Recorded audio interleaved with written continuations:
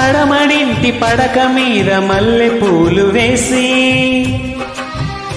ప్రతి సంధ్యలోన నీ కోసం ఎదురు చూస్తూ ఉంటాను. ఎలా చెప్పను మూడు నాళ్ళ నిజం నేనని, ఆ తీయని జ్ఞాపకాలని మరు జన్మకే పంచి ఇవ్వని. ఆ రోజు కోసమే ప్రతిరోజు గడపడి క్షమించు నేస్తమా, వద్దనవద్దు మనసా ఒట్టు మాట్లాడొద్దు.